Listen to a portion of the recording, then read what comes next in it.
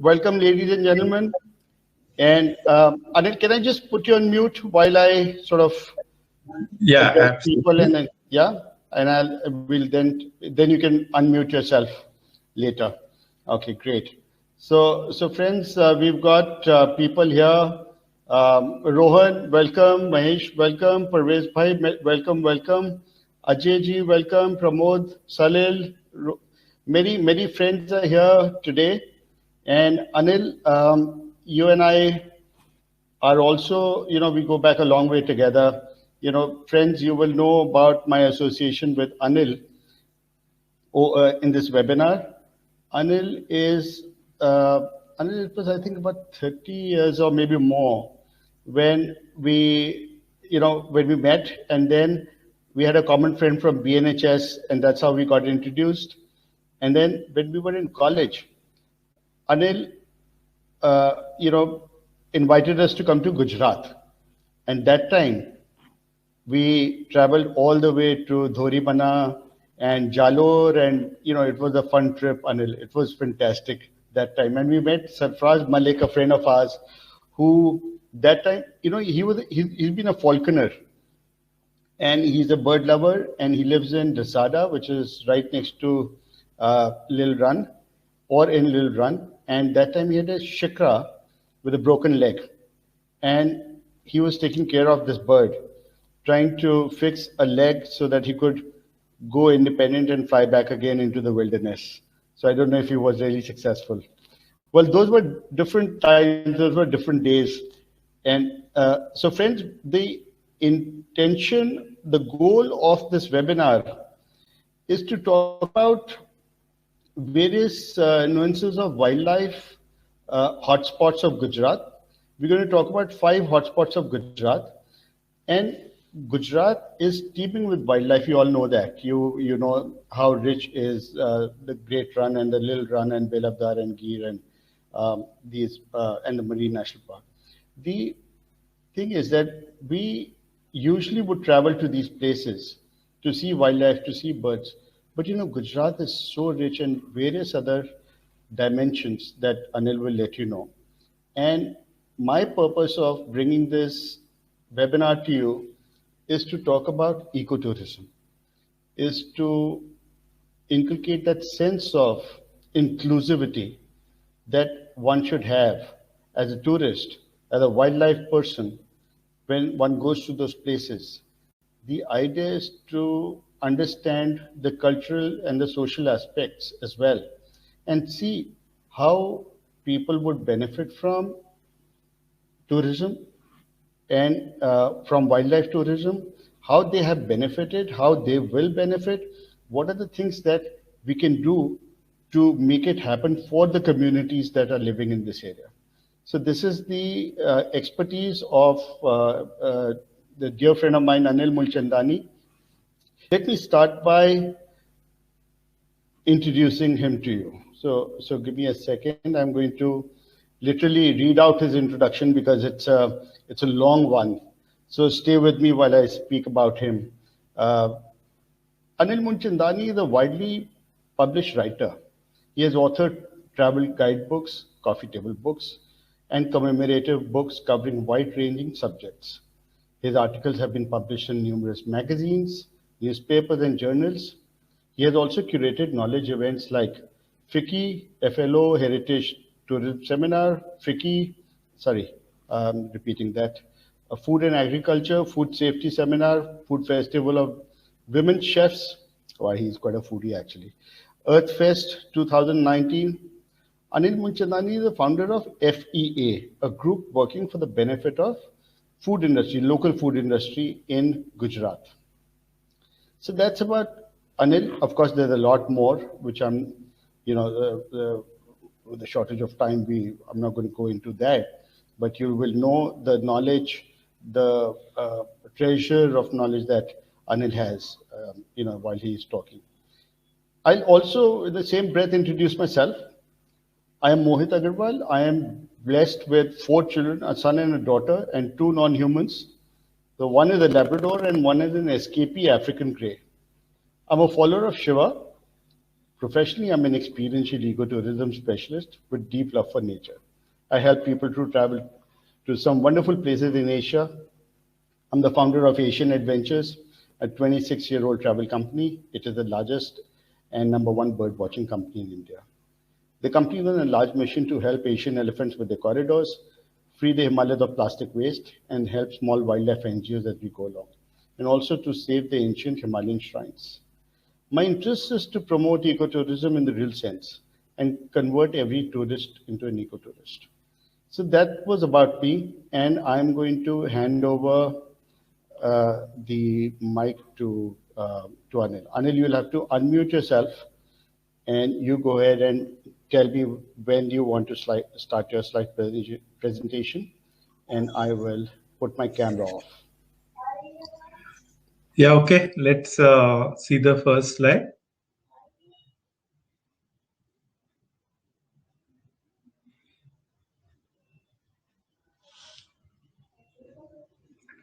So what I am talking about, as you can see, is beyond wildlife. So beyond wildlife are the many communities that live in the vicinity of the wildlife reserves.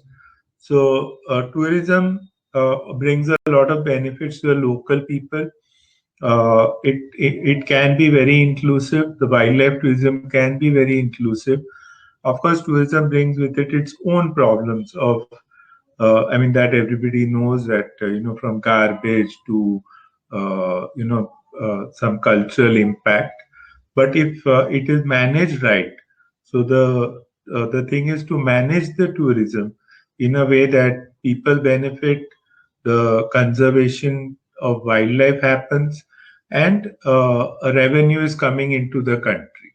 So the synergy, that's what I'm talking about, the synergy between culture, wildlife, economy, socio-economic conditions of people, and tourism itself as an industry.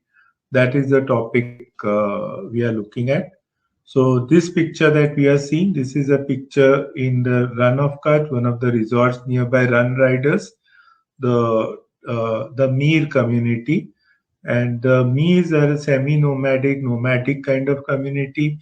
They had very little recognition, and through this resort, they have converted. So beadwork was their forte, is their forte. They have now refined those skills, and many of them are earning a decent living out of selling beaded bangles and souvenirs and that sort of thing. So these are the wildlife protected areas of Gujarat. So Gujarat is very diverse, lot of agro zones, climatic zones, for eco zones, biomes. So if you start from the arid area of Kutch, again with a green belt around the coast, and then you have Saurashtra or Kathiawad, which is a large peninsula.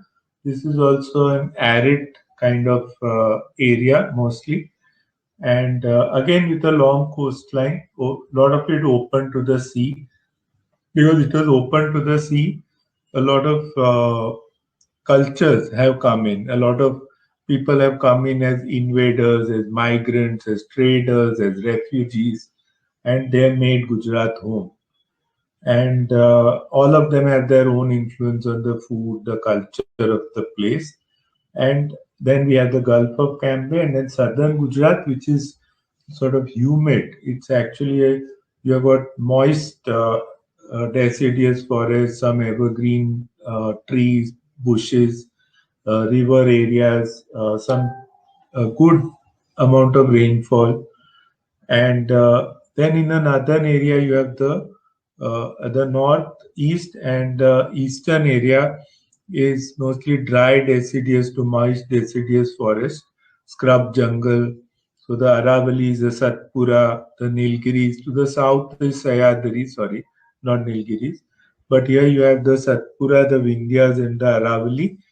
And again, the main rivers, Narmada is the biggest. Then you have Tapi, which is to the south. Then you have the Mahi River, which again goes through a very fertile area. lot of wheat fields till it goes to the Gulf of Kambat. And Sabarmati gets pretty dry by the time it gets to Ahmedabad and out of Ahmedabad. So all the four main rivers are to the east of the state. So because of this diversity, it is a great place for wildlife, lot of diversity of mammals, reptiles, and bird life. And being on the west coast, it is a paradise for those who want to watch waterfowl and migrating birds coming in winter. And then you have the florican, which breeds here. The pitta you see again in summer.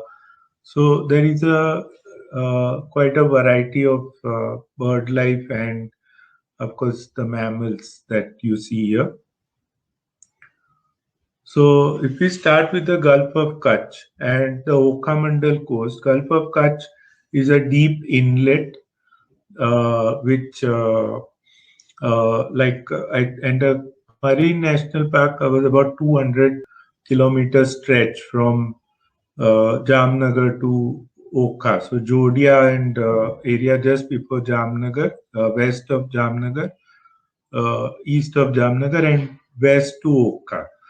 And then you have the Okhamandal coast, and that goes down to Porbandar, which is open to the sea. So you have the Gulf and the open sea close to each other. So the diversity is immense. So you have India's first marine national park in the Gulf of Kutch that has got about 42 islands offshore and a lot of corals, marine life, and a large continental shelf. So it's very easy to view marine life just by wading in water and getting very close. Excellent area for bird watching. You have large flocks of crab plovers and different shore birds, and you can see 1,000 flamingos in a day or hundreds of pelicans. So it's very much a good place for bird photography or getting very close views of birds. Some of the birds that are very shy also come in, allow close access here. Even in the cities like Jamnagar or Porbandar, you can get very close to birds. Then you have the religious and architectural heritage sites, of course, the most famous being Dwarka, Bet Dwarka, with their temples and a lot of architecture in that area. So there are a lot of employment and entrepreneurial opportunities, like scuba diving has started there. Not absolutely so. It's a very green, plankton-rich water. Not really for recreational diving, but you see good amount of marine life, and it's a nearby place for people living in the hinterland to sort of have their first diving experience and see if they like it, rather than going further afield and spending a lot of money. So you have dolphin spotting. There are now a lot of cruises, boat trips that have started happening slowly. I mean, all this is virgin area for tourism so far. There is now a group of 5, 6 hoteliers who have got together, formed Divya Dwarka Foundation, and they are doing these dolphin spotting sea trips and different activities to make Dwarka grow beyond temple tourism. And then you have the communities like the Bhopa Rabaris, the Charans, most of them pastoral communities, and the women do very fine embroidery and applique. And a lot of patronage is coming in the form of CSR funds from Tata Chemicals. They have helped form some self-help groups of some of these women who do embroidery and are helping them make commercially viable options. So when you have tourism happening, you can include a lot of these communities, whether it is the handicrafts of the rabaris or whether it is the fishing people taking you out for spotting dolphin or spotting shore birds. So there are a lot of opportunities that this area offers. And also you have Bandini, the tie-dye in Jamnagar. And then Jamnagar was a princely state, so again you have a lot of grand buildings that you see here. So these are all the rabbaris you see on the beach. They are strong believers in Krishna. The Gop culture, like Krishna was always associated with the cowgirls. You have the fishing communities. Again, you have excellent seafood in Dwarka. If you go out, the temple area is of course pure vegetarian. Restrictions on non-veg, but if you go out 10 kilometers or 12 kilometers on the seashore, you can get this fish and local people to cook it for you. Fish, crabs, lobsters, what have you. So this is the coast where you can, the tide is very big. So in the low tide, you can actually walk out and look for marine life in small rock pools on the way or in marshes on the way. So you have a lot of color, the sponges and the corals, the lichen. So a lot of different colors that come in this area. When you're walking, little crabs like wolf crab and different thing, blue Neptune, red coral, the puffer fish that it's such an attraction. And then you have all the underwater, the octopus, of course, and sea turtles, the green sea turtles, especially. There is a hatchery also at Okamadi. Okamadi is a beautiful beach. It has a hatchery for green sea turtles, and then again further down towards Porbandar side also there are some of the turtle rescue operations and hatcheries. This is the scuba diving experience when you go down at Shivrajpur beach. I was down recently, a year back exactly almost, and we saw this fish swimming past. And of course, you have the large flocks. If you go to Charakla and all that, you have the large flocks of birds here: painted storks, pelicans, flamingos, the crab plovers. So Jamnagar to Dwarka, that is again a very rich area, both culturally, crafts-wise, and marine life-wise, and bird life-wise. Lot of like Hijadia Bird Sanctuary, the Charakla Salt Pans, those are all important bird areas. You go down further towards Porbandar, you have flamingos and things that come right into the city. Lakota Lake in Ranmal Lake in Jamnagar. So this is one area. So that is one. Then you have Kutch. Kutch is another area where a lot of birders are going. Grey hypocollis is one of the key species. Sociable lapwing has been seen. It's quite frequently seen. Lot of raptors. Very good area for raptors, the Aquila eagles, and all that. And again, some of the mammals like wolf, hyena, there is a chance. Foxes, all that. So, and the small mammals of the desert that are not easy to see. Some of the nocturnal species. So there are mammal watchers, bird watchers, and even some people who want to see spiny-tailed lizard, some of the other species of the desert and semi-desert areas, reptiles. And here, the most important thing is tourism is empowering the artisan. So I visited Kutch for the first time in 1992, and that was also my first officially published article for which, and that was on the handicrafts of Kutch. So there is a large variety of handicrafts, like different styles of embroidery. Then you have the tie-dye, you have the ajrak, the block printing process is very intricate. A lot of work on wood, on lacquer work on wood, and pottery, and you have something called a rogan, which is like only done by one family, felting. So a lot of different handicrafts are still surviving in this area. So Kutch borders Sindh to the north. So a lot of artisans came in after partition or after the 72 war, and a lot of handicrafts have been enriched because of the flow of craft skills from Sindh into Kutch.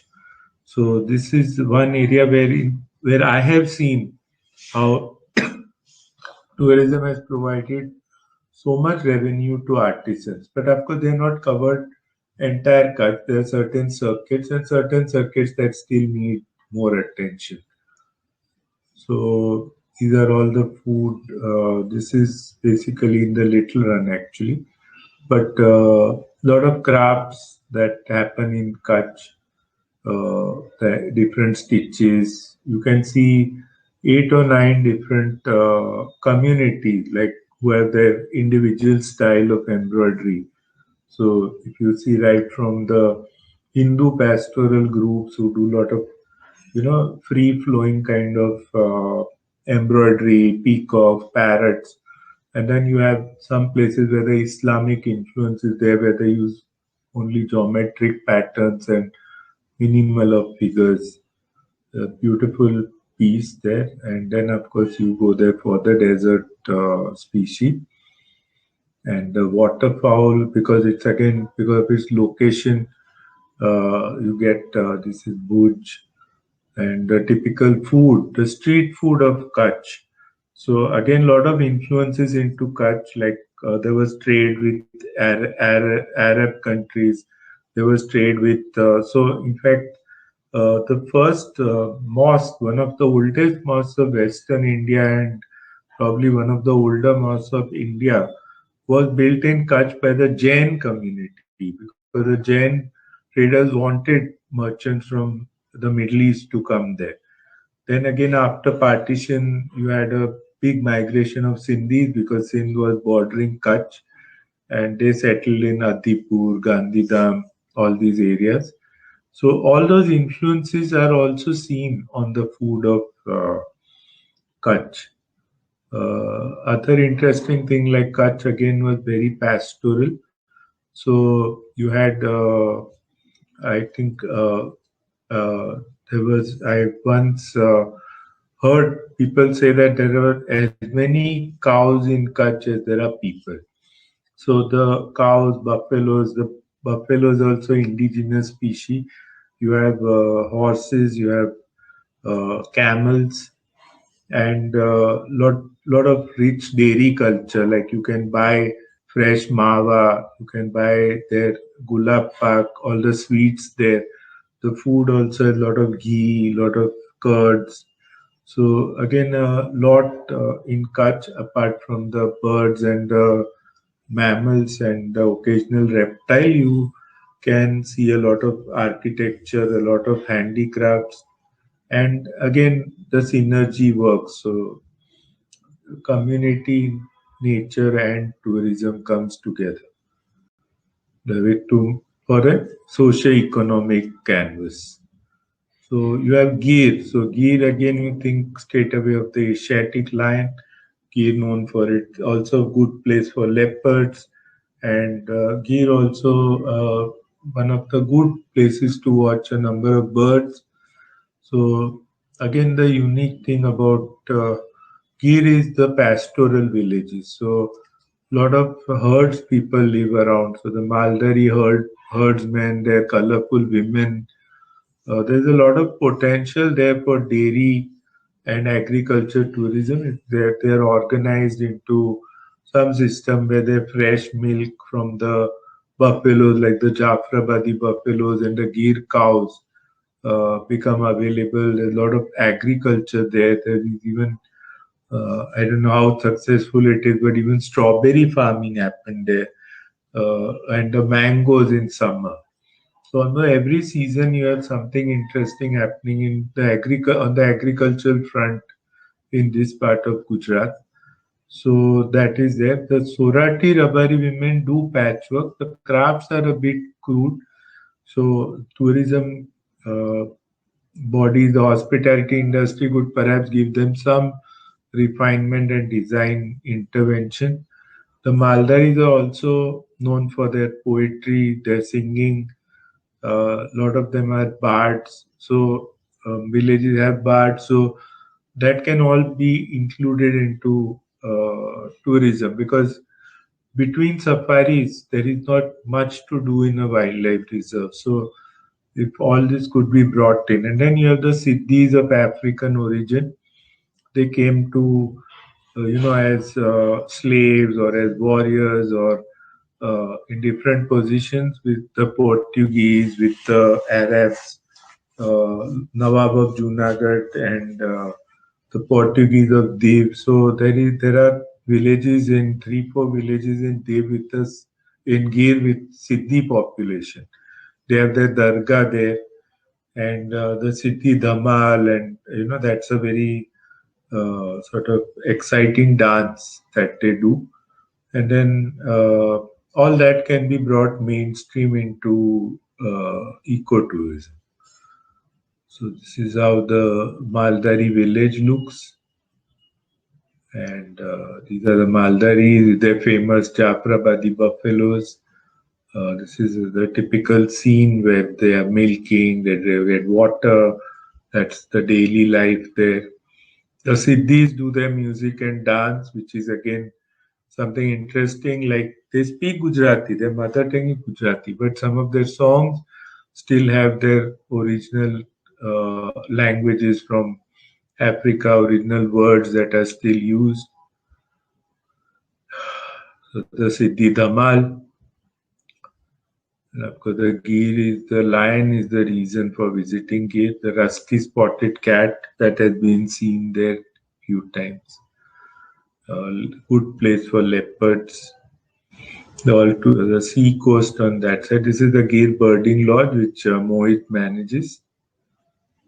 And this is the lodge again. So Gir again can dovetail itself with Somnath, which is a religious site, Junagadh, which is a historical site, and can have mango tourism in summer, when it's normally a lean period for tourism in a lot of wildlife reserves. And again, the seafood. So the Veraval port, the harbor, is a very big fishing station. They have a lot of food processing units, a lot of food exports that happen out of out of Veraval. So I think all that can be combined together to make a very attractive 3 or 4 day stay with inclusive. So you watch the boats being built, everything being done in over a 3-4 day period, because the sea coast is 30-40 kilometers from the lodges in Gir. A little run of Kutch, most people think of the wild as the large bird populations and the migratory birds, but of course the run is a unique landscape.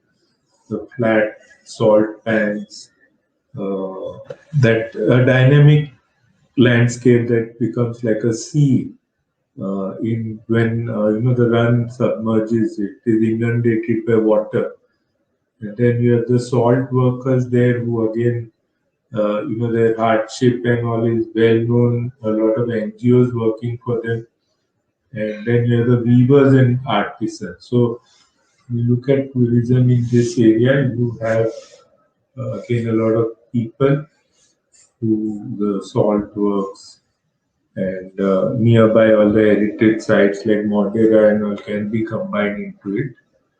The archaeological sites like Dholavira, this is in Kutch. This is a typical architecture, actually more of towards Kutch, and wildlife is of course the main reason that people visit, or the lot of small mammals and fox and desert species. Desert the McQueen's bustard, one of the main species people come to see. Raptors and of course the Upolak. But the important thing you're talking about was the craft. So you have embroidery. The Rabbaris do some fine embroidery. The Kharapat Rabbaris, very distinctive style of embroidery. And then you also have machine embroidery done by the Bharwat. So the Rabbaris have again herds people. They go out with cattle, camel. Bharwats are the shepherds, goat herds. Their women nowadays use mainly machine. Then you have the Tangalia, which is a very rare weave that they do with lots of dots. They actually use some extra threads in the process, and they with their hands they knot those threads. So you get these dotted patterns across the fabric, very distinctive. And in this is Little Run, Surendranagar district. So part of the Little Run, large part falls in the Surendranagar district. The Great Run falls in Kutch district. So in Surendranagar district, you have the Ikat. So the Ikat weaving that is also done in Surendranagar district. The silk, Ikat silk, weft Ikat usually. So the Little Run again lends itself to community-based tourism along with wildlife tourism. So in this arid area, a lot of livelihood can come through tourism to the artisans of Surendranagar district, the weavers, the embroiderers, you know. Then you have the Blackbuck National Park, and Blackbuck National Park is well known for its blackbuck. Uh, the national park was actually a reserve of the royal family of Bhavnagar once upon a time, and that's how it got preserved. This is the Neelambag Palace in Bhavnagar, which is an option about an hour or so away from the national park. So this goes very well with. So Bhavnagar has a lot of heritage. A lot of it has been off the map of the heritage tourism. Because of apart from the heritage hotel, but there are a lot of heritage sites and association with Mahatma Gandhi's everywhere in Gujarat almost. So these are all different places. This is a Sihor Darbargarh.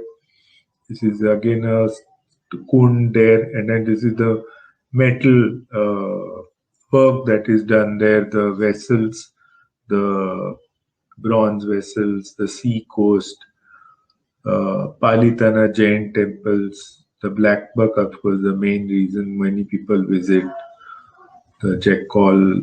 So it's a very good chance of seeing a wolf or a hyena when you are in Velavadar. And one of my, I can take some pride in this, that Harrier roost in Velavadar, like I once stayed overnight, I saw the number of harriers, and then I showed it to a number of raptor experts from England and US, and rapidly people began to study this roost. I declared it one of the largest in the world.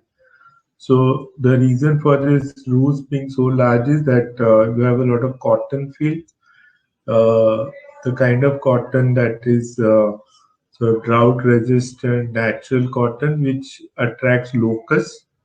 And the Montagu Harrier, a large part of his diet we found from some of the pellets is the locust. So that's an attraction. So the Velavadar again, interestingly, uh, goes with heritage tourism. Like a lot of heritage sites within about hour or an hour and a half of this place, and the community also. So as tourism has grown, there are now a couple of lodges there. There are some people have invested in jeeps. They bought jeeps or they bought different things. So they are now taking tourists around. So overall, the tourism, and of course, food is everywhere. Food is a big part of tourism in Gujarat, and this is the sunset. That's a big thank you. So now I open the floor. Any questions? So, you know, Thank you, Anil. It was a fantastic, absolutely brilliant presentation. Usually, we end up doing presentation related to wildlife, but you threw open a whole lot of concepts, dimensions, which are important for people to know. One thing before you start inviting questions, I'd like to, say is, my deepest gratitude to every photographer who's contributed to making this slideshow successful. Second thing is that I I want to say that 30 years ago, when you were talking about Belavdar and you're talking about these roosting sites of harriers, that time nobody knew about them.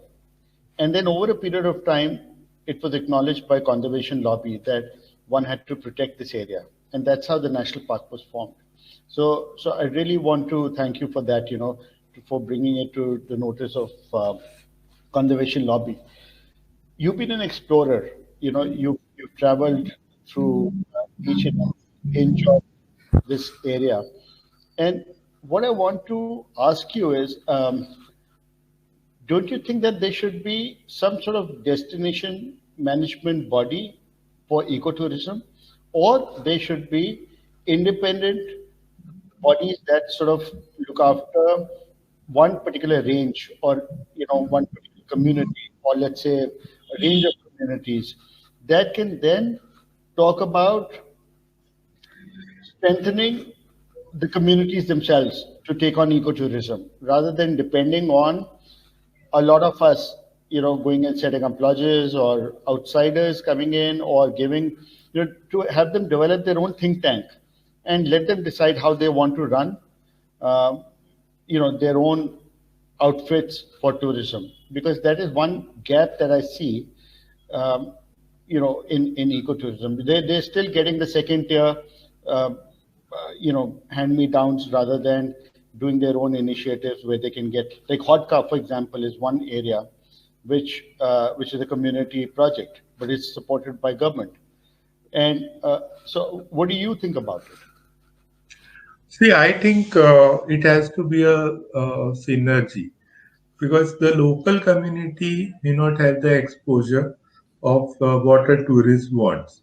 So somewhere we have to bring in an intervention, whether it is architects, whether it is designers, whether it is the hospitality professionals. So the capacity building has to happen where the local community is then trained. So, like you have been doing a lot of birding, you have brought a lot of guides who were earlier cycle rickshawallas or something into like a bigger scale of bird tourism.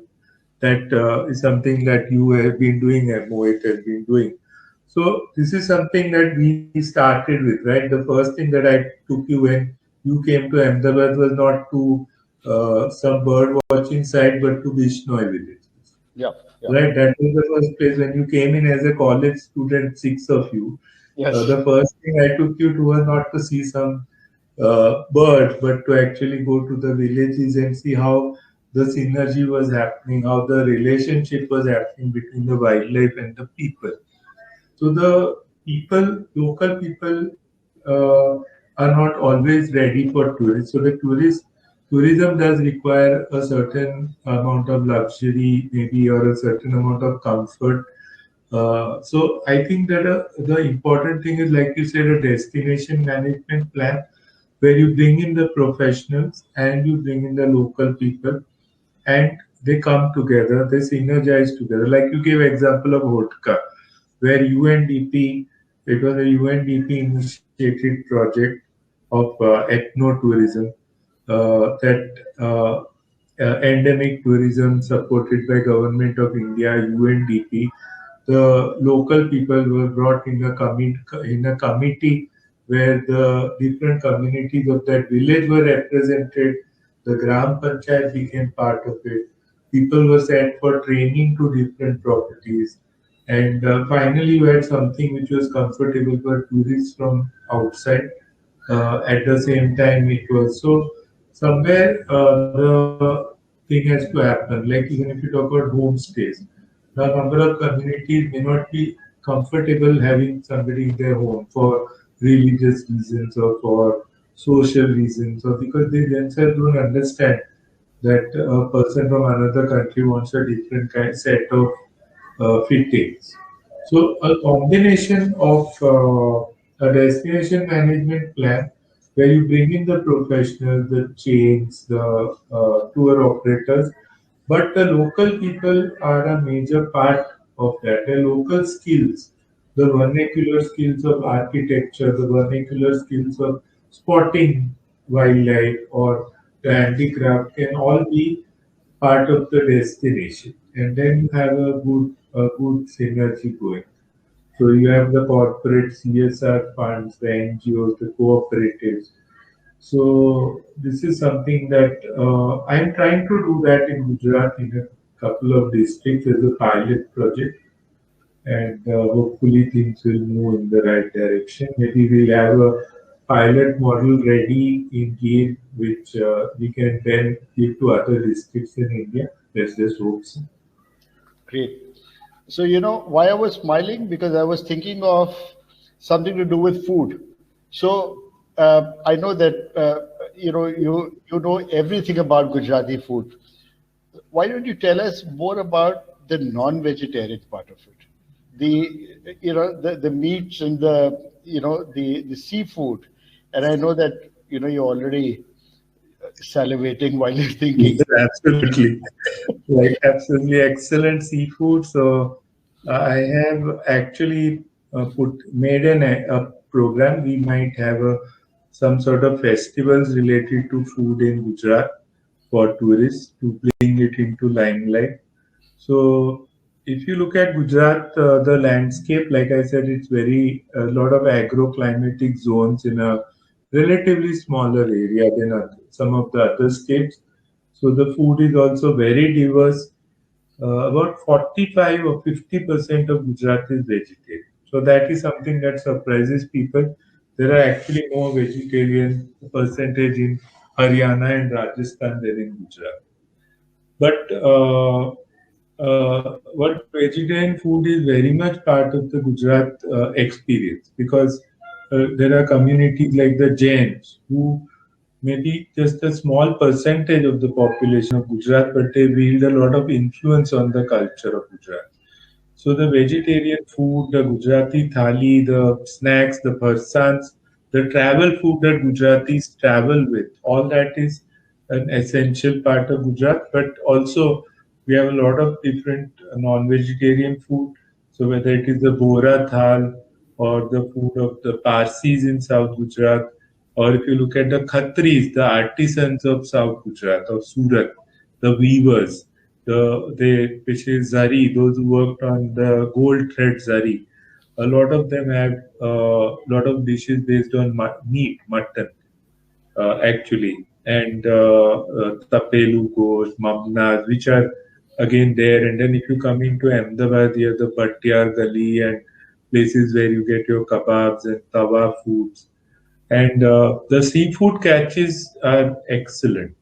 Like even in the little run of Kutch. So something I do, like you talked about FPA, the food entrepreneurs thing. One of the things we are doing is food trails in Gujarat, where we are taking people from the restaurant industry, from the blogging community, to actually try some of the foods of Gujarat, the lesser known foods, the hidden foods.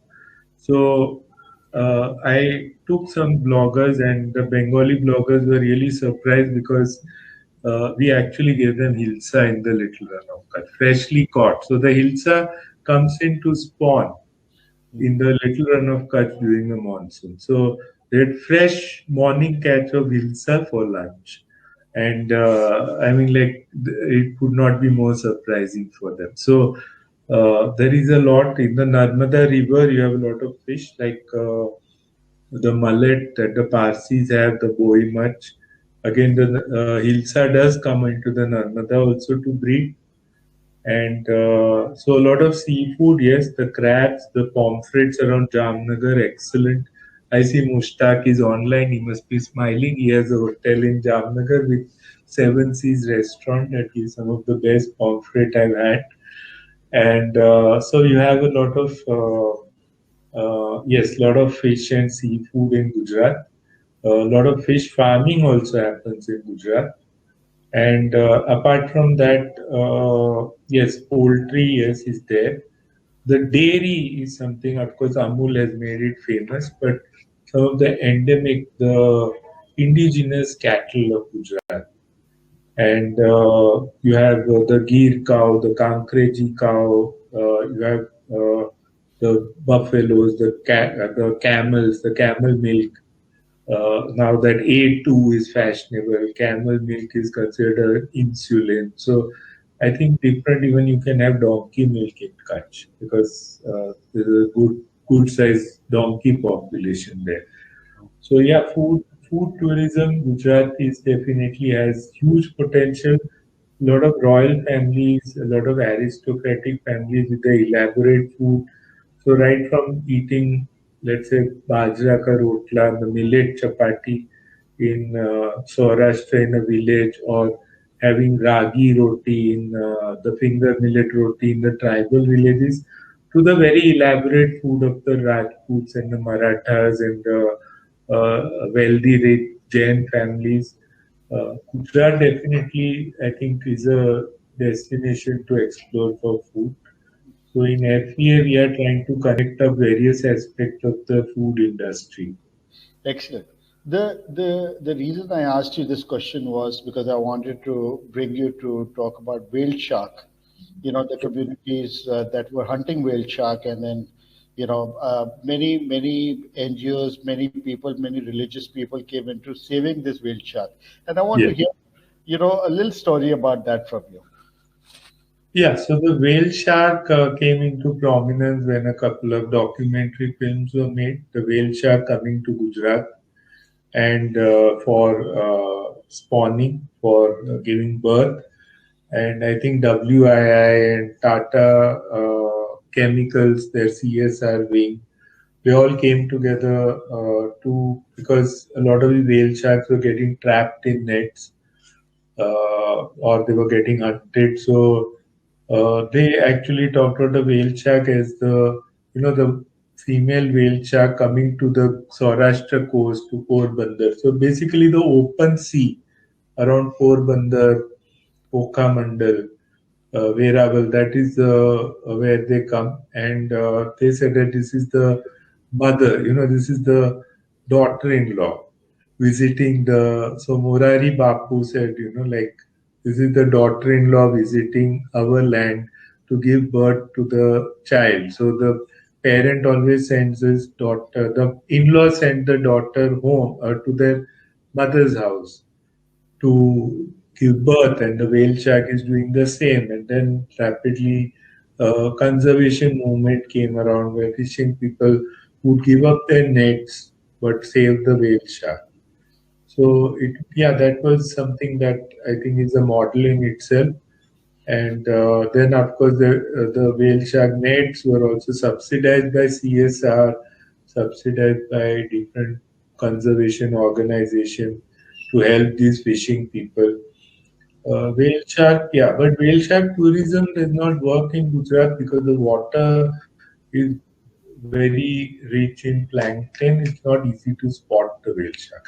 But because the plankton is there, that the whale shark and dugong and all are there, they are there, but they're not easy to spot like in clearer waters. But yeah, it is a very unique conservation story. Yeah, it's a great success story, and we call it Wali. I think we call it Wali, right? Wali, Wali. So the daughter-in-law who comes home to give her child. Yeah, so it's a great conservation success story for Gujarat, and it shows how the fishermen were directly involved in conserving the species, and the fishermen there are they all are they communities that are vegetarian? They still catch fish, but they're vegetarians themselves. No, Is it no. The fishing people make very delicious seafood. okay? I would say it is worth traveling 1,000 miles to Gujarat just to eat the food they eat. Yeah. Like the curries that we have had there. Like I can see Ankita is online. So that like they just linger even now, like even after a year of eating them.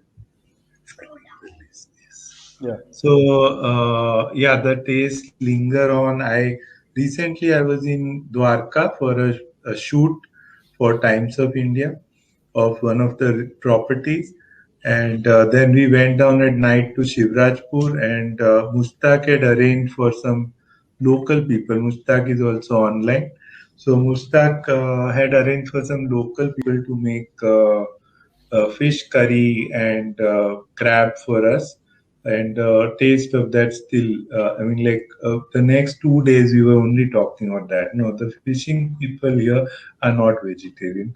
In the Bani area of Kutch, I had very simple and very well made fish by the fishing people on Chari Lake, which is a bird watching paradise. Like just simple, they just use very simple masala, but they made it very well. In Nal Sarovar Lake near Ahmedabad, also there are villages, the Padars. Padars were bird hunters. Now slowly moving into other fields and fishing. And again, there you can have freshly caught fish, just a day's catch, and some of the vegetables that grow in the water. So I think no, they are not vegetarian.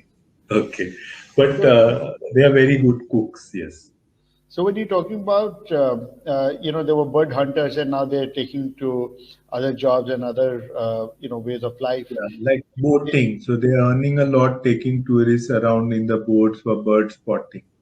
Okay, so that's a big change that's happening. It's encouraging the generation to take on other Yeah. avenues that would deter them from hunting. I have a question from Sylvia. It says, "What do you think about hotels that involve um, to get hotels involved to develop local villages as parts of sustainable and respectful tourism?" So, you'd like to say something about this? That what are the hotels doing about So including? there are cases now. For example, I gave the example of Run Riders. So Run Riders was a property. It's a commercial resort which started there, but they use native crafts basically for decoration. And then slowly they have involved themselves in the community. So like the nomadic Neer community is now doing. Similarly, properties in Gir like Woods at Sasan is one example that comes to my mind, which has used a lot of the local crafts in their interiors. And like these are just a few random examples, but generally speaking, that is happening where local people are being involved in tourism. Uh, Maybe it needs to be scaled up. So, like I said, a destination management plan where the hotels also maybe can be mandated or at least encouraged to use the local skills. So the local food, the local produce, the local arts, their crafts in the process of their development. Maybe it can be incentivized, or like a lot of places they're having rules like, you can't have when you go to different countries on the coast, they say you can't have anything taller than a palm tree. So similarly, those kind of things can be brought in to tourism in India along with the destination. So maybe committees can come in, destination management companies where the local people are brought in as stakeholders of tourism. Excellent, excellent. I'd like to invite attendees to ask any questions that they may have for you, and they can go ahead and post in the chat, and you could answer. In the meantime, I'm going to just share some links for people to download a file or be a part of our community for further webinars, or even get some discount coupons for gear. So I'll continue to post those links in the chat while people can post their questions to you. So, friends, if you've got any questions, just go ahead and ask Anil. He'd be able to read out your question and he'd be able to answer if there's anything that you'd like to say. In the meantime, I'm going to share a file that you can download if you like.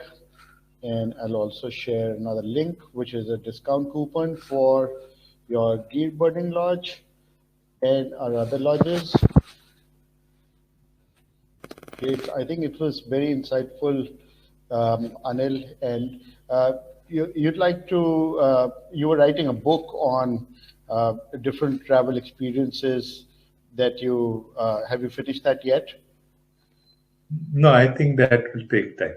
But That, yeah, I want to bring in this aspect of tourism, which goes beyond, you can say, sightseeing, where tourism, like for instance, if you take food or you take craft, like right now, if you look at employment in India, agriculture, textiles, textiles and textile related crafts, these are all fields, the food industry.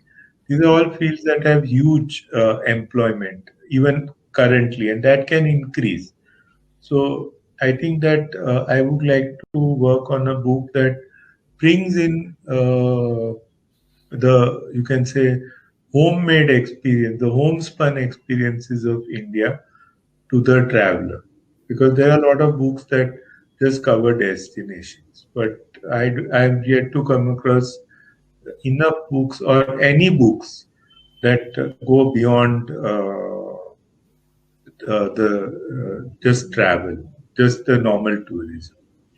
So that's something like my vision. Of course, some commitments have held me back so far, but hopefully now I can focus on it. excellent, excellent. Mahesh is asking you a question here, Anil. Yeah, so Mahesh, yeah, actually that will depend what species you want to see, right? So if you are looking at a period from November to February, you're looking at large flocks of birds, migrants, passage migrants. But if you are looking at a specific specialty, like if you're looking for lesser florican, you're looking for an Indian pitta in summer, or you're looking for watching, let's say, flamingos in their breeding colors, or some birds in their full plumage, then you could be looking at other seasons too. But yeah, typically, if you are a beginner birder or you are a bird photographer and you're looking for spectacular flocks of birds, then definitely I would say you would look at coming in between November and the end of Feb. So I would say Diwali to Holi. I mean, in Indian calendar, Diwali to Holi would be the period for early birding. Yeah, so for raptors, I think if you come sometime right from November right up to February, March, it's a great time. February is a good time to be there. I don't know about Gujarat, but I think in Talchapar, for example, the raptor population really goes up because that sort of coincides with the spiny tail lizard coming out of hibernation, Right. and it's Here, actually, the agriculture season. So, when you have the cotton season, and that is when you have a lot of locusts and a lot of small birds and all around farms. The cotton and the wheat season. So, generally, around November to March, you have a lot of harriers, or you see aquilas, you see a lot of raptors around that time, falcons, migratory falcons, the winter visitors. So it's very interesting. Like last time, Mushtaq took us, we had gone on the FPA trail to Jamnagar, Dwarka, and Mushtaq took us to a plant, and there was a little chai, biscuit kind of place, and they had named it Do Witcher Cafe because the Do Witchers landed up there in one year, which was not regular sight in Gujarat to see them. And because of the number, a lot of birders started coming. The chai wala business boosted up, and he named this chai stall no, Duvichar. So that's how tourism connects to the local community, right? And ecotourism is, according to me, a very important part of the sustainable tourism because see if It is for ecotourism that you would move away from the urban areas. Yep. Like most of the time, tourism is about Delhi, Agra, Varanasi, Jaipur, some temple towns in South India, Madurai. But if you are moving into ecotourism, that is what takes you into off the track into areas where there are marginalized communities who are marginalized socially or economically or not yet on completely on the development map, and they can be brought in to ecotourism. So this was from my college days when I was running the Kestrel Nature Club. This was very much my focus area to connect all aspects of tourism for the good of the wildlife, for the good of the people, and for the good of the country because it brings in the dollars and the sterling and the yen, right? Yeah, absolutely, Uh, absolutely. Great. So, Anil, we've got past our finishing time. So, I'd like to say goodbye to all my friends, all the ladies and gentlemen who've been here. They've been kind enough to attend this lecture. I think it was brilliant for me and for some of my friends. And I'd like, so friends, could you just put in a big thank you for Anil and all the knowledge that he shared with you. It'll be really, really heartening to see you again. Day after tomorrow, Mike Prince is going to be online with me for a birding webinar on Assam, birds of Assam. And don't miss that. But Anil and I will be back soon talking about different aspects of Gujarat tourism very soon. So stay tuned. I've put in my links. Keep following, and you'll be getting messages from me regularly. Thank you very much. So many people saying thank you to you, Anil, and a big thank you to you from my side as well. Thank you. We're ending now. Thank you.